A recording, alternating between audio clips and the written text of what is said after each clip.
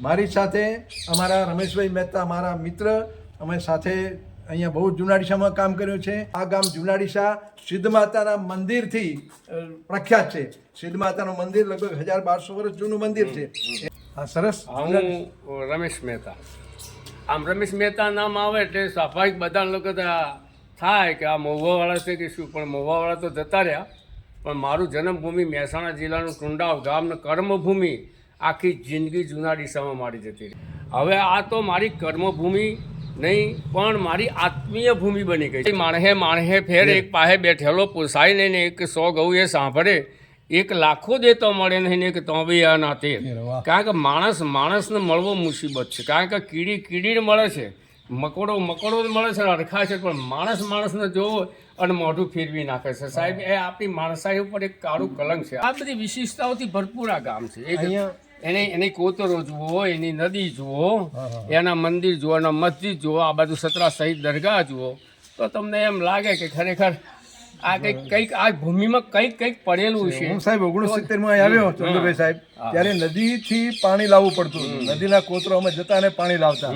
એ રીતે પણ એ યાદ આવે છે. અને અહીં જૈન દેરાસર, કારણ કે જૈનો બહુ છે, તો સરસ મોટા 2 જૈન દેરાસર છે, ઉપાશ્રય છે. અને બંકા મહારાજ, સુબોધ સાગર મહારાજ અહીંનું સપૂત છે, બહુ સિદ્ધ પુરુષ. અને એ પણ મેપાણી પાસે એમનો જન્મ થયો. એમને જન્મસ્થળની બાજુમાં જ હું મકાનમાં ભાડે રહેતો હતો, ચંદુલાલ મોહનલાલ મેપાણીના મકાનમાં. એટલે એ બધા અવશેષો અમને યાદ આવે છે.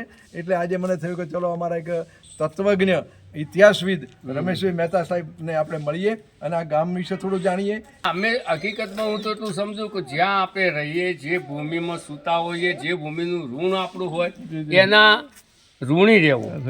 શિક્ષણમાં કહેવું હોય તો એમ કહેવાય કે નાલંદા અને તક્ષશિલા વિદ્યાપીઠો જે હતી ને, એ રીતે બનાસકાંઠા જિલ્લાની આ જુનાડીસા એક મિશન છે શિક્ષણ. છેક નવાબ વખતથી. વાહ. એમાં હિન્દુઓ પણ એટલા શિક્ષિત છે ને, મોટા મોટી ઊંચી પદવીઓ ઉપરથી નિવૃત્ત થયા છે. નિવૃત્ત થઈને એમને સમાજના કામ કર્યા છે. એ રીતે મુસ્લિમ સમાજમાં પણ પોલીસ ખાતું હોય, પંચાયત હોય કે કોઈ પણ જગ્યાએ હેલ્થ ડિપાર્ટમેન્ટ, સરકારી બધા જ ઊંચા હોદ્દા ઉપર એના મુસ્લિમ બિરાદરો કેટલાય રિટાયર્ડ છે અને આજે પણ કેટલાય છે અને ગામ પ્રત્યે અહોભાવ રાખે છે. મને પણ સાહેબ એવો અનુભવ થયો છે. જ્યારે હું 1-2 જગ્યાએ ઓફિસમાં કોઈ કામ માટે ગયો અને આપણા ગામનો કોઈ પણ છોકરો ગમે તે ટેબલ ઉપર હોય, ભલે પટાવાળો હોય કે ત્યાંનો અધિકારી હોય, પણ આપણને જોઈ જાય તો ખૂબ અહોભાવથી આપણી સામે આવે છે અને ખુરશી ટેબલની વ્યવસ્થા કરે છે, ચા પાણીની વ્યવસ્થા કરે છે અને પછી પૂછે છે કે સાહેબ ક્યાં કોમ હતા, ક્યું આયે थे. તમે જે વાત ક્યું આયે, પછી અમે કહે છે કે હવે નહીં આવણા, તમારે કોમ પટ જાય. ઓનથી મોટું શું હોય છે? કામ પતી જતું. બિલકુલ સાચી વાત સાહેબ, પોતે કામ સારી રીતે કરે. એટલે શિક્ષિત છે અને સંસ્કારી છે.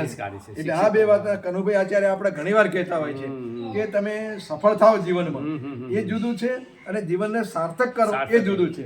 સફળ થવું એટલે ધારો કે ડોક્ટર બની ગયા, વકીલ બની ગયા, એન્જિનિયર બની ગયા, એ તમે સફળ થયા. પણ સાર્થક ક્યારે થયું કે તમારા તમે સમાજ ઉપયોગી મિત્રો માટે, સમાજ માટે તમે શું કર્યું. અને એ રીતે ખૂબ સરસ આ ગામમાં અમને હિન્દુ કે મુસલમાન ભાઈઓનો ખૂબ સહકાર મળ્યો છે. એનો અમે અહોભાવ વ્યક્ત કરીએ. મારા दर्द भी वो थे कि मुझे तो ऐसा लगता है कि मेरा दर्द भी मुझसे परेशान हो गया. मैं मरीज ऐसा हूँ कि दवाइयाँ परेशान है, डॉक्टर भी परेशान है. अब तो मुझे ऐसा लगता है कि खुद मेरा मर्ज भी मुझसे परेशान हो गया होगा.